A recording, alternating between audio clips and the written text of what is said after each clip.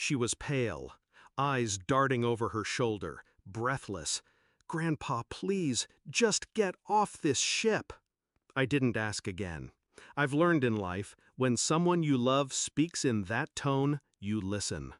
I turned, walked past the buffet, and stepped onto the gangway like a man sleepwalking.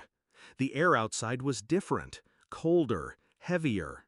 I stood there as the boarding doors closed behind me, watching the ship carry away my family and the life I thought I understood. 2 years earlier, if you'd told me my own son would try to kill me, I would have laughed. He was the golden boy, charming, successful, the type that shook hands with everyone in a room before taking a seat. After his mother died, we only had each other. I gave him everything, sold the farm to pay for his business degree, co-signed the loan for his first company, handed over my retirement fund when he said it was just for a few months. He called it borrowing. I called it love. The first cracks showed last Christmas. I overheard him telling his wife, "Once Dad's gone, the house is ours. He won't need it." I told myself I'd misheard. That denial was the easier road. But then came the little things. Him pushing me to update my will, offering to handle my finances, because online banking is tricky for someone your age. My accounts started showing withdrawals I hadn't made. When I confronted him, he smiled that salesman smile and said, "Relax, Dad, trust me." The truth didn't hit me all at once. It came in whispers. A strange phone call from my insurance broker, asking if I was sure about the change to my life policy. My neighbor mentioning she saw my son meeting with a lawyer in town. And then the cruise invitation. Family bonding, he called it. My treat. I almost believed him. It was the third day at sea when my granddaughter ran to me, trembling. She's 12, but sharp, too sharp for her own safety sometimes. "I heard Dad talking to Mom last night. He said he put something in your drink, that you'd be found in the morning and it'd be ruled an accident." The world tilted. My son, my blood, planning my death between dessert courses? I didn't argue. I didn't let my fear show. I walked off that ship like nothing was wrong. I spent the next 6 months in silence. Not with grief. Grief is passive. This was something else. I learned to move like a shadow. First, I called the bank and froze every joint account.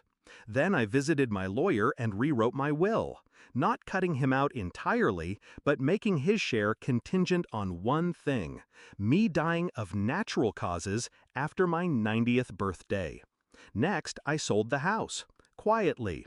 The deed went into a trust for my granddaughter, locked until she's 25. My son would never see a dime from it. Then came the company. I'd invested heavily in his business years ago, without paperwork. I hired a forensic accountant, dug through every transaction, and found enough irregularities to sink him. Instead of going to the police right away, I waited. The moment came last Thanksgiving. I arrived at his home with a bottle of wine and a calm smile. He hugged me like he hadn't tried to end me. Over dinner, I asked about the company's finances in front of his wife. Just a casual question. I watched her eyes flicker. She didn't know. Then I slid the manila folder across the table. Bank statements, emails, transfers to accounts in the Cayman Islands. She read in silence. Her hands began to shake. "What is this?" she asked. "Evidence," I said, without looking at him. "And copies have already been sent to the IRS. The color drained from his face. He stammered something about misunderstandings, but I kept talking. Calm, steady, surgical. "You took from me. You tried to take my life. But I'm not here for revenge. I'm here to make sure you live long enough to feel the walls close in." That night, his wife packed a bag and left. Within weeks, the IRS froze his accounts. Clients pulled out. His business crumbled like wet paper. I never raised my voice. I never broke a law. I just removed the air he breathed. Last month, I got a letter from him. No apology, just blame. He said I'd ruined his life. I burned it. And now? I live in a small cabin by the lake. I fish in the mornings, read in the afternoons. My granddaughter visits on weekends. She never asks about the cruise.